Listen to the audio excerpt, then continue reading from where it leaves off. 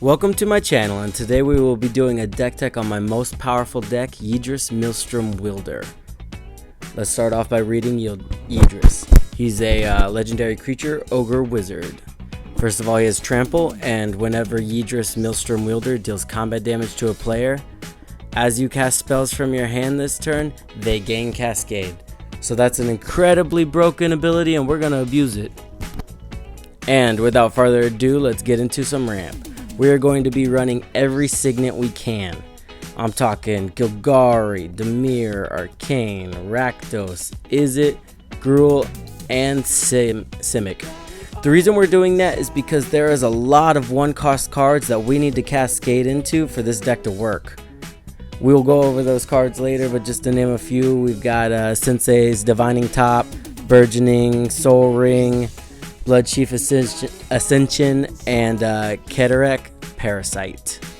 Alright, continuing with the ramp, as I stated, we are running Burgeoning and Soul Ring.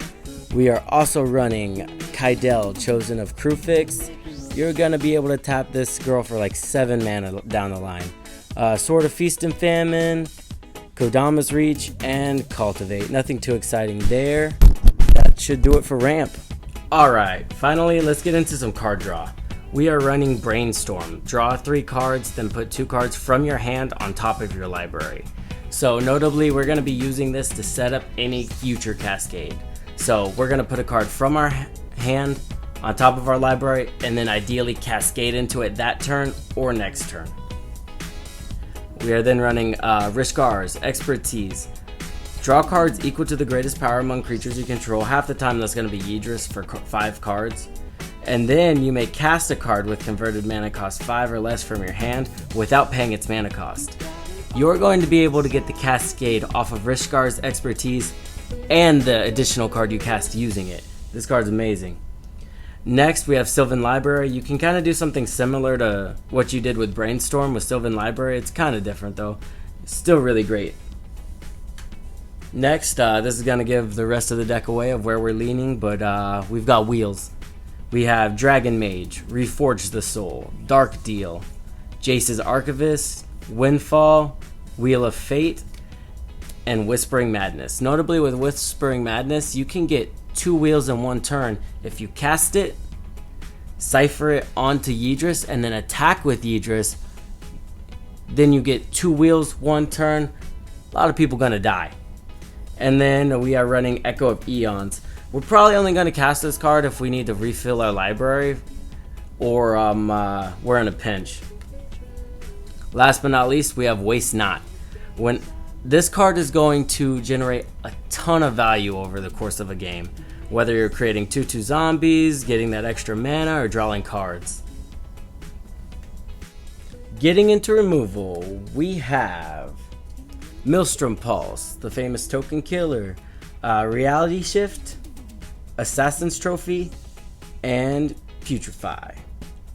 Then getting a little creative, because we don't want to cascade into our removal 100% of the time. We've got Oko, Thief of Crowns, Death Sprout, and Curtain's Call.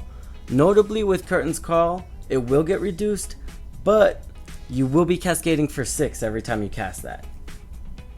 Moving into some board wipes, we have Blasphemous Act. Again, you're going to be cascading for the printed, not what you pay.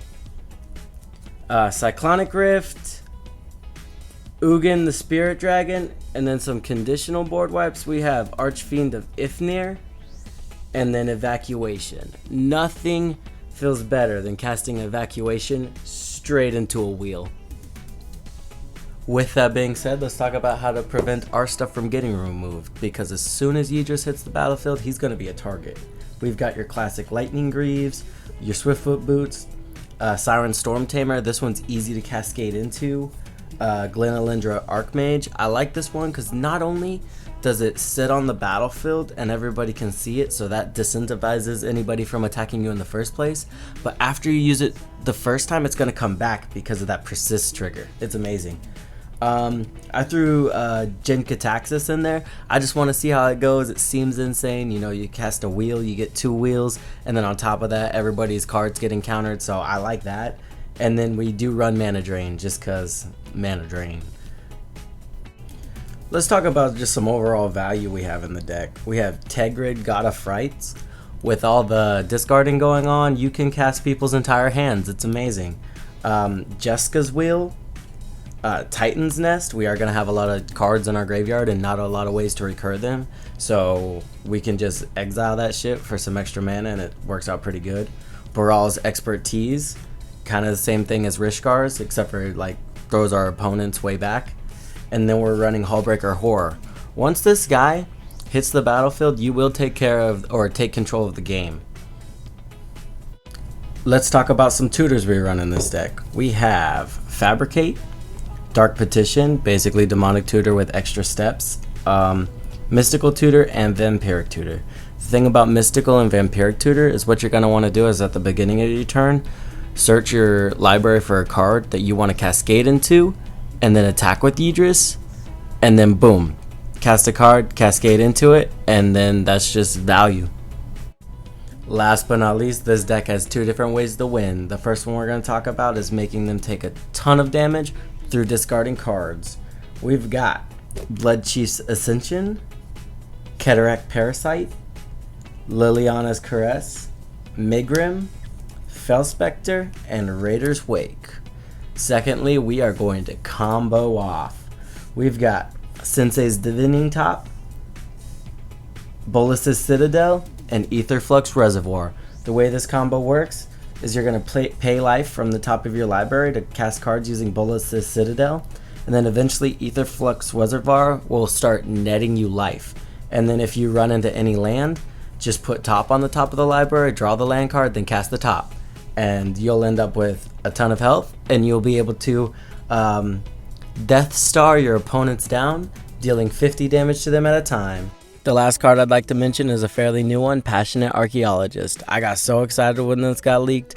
This is going to make it to where every card we cascade into, Yidris is going to deal damage equal to the CMC to target opponent. I could definitely see this taking someone out. And that's going to do it for the deck tech. Thank you for watching. Leave a like if you enjoyed the video, a comment if you have any suggestions, and don't forget to subscribe. Thank you.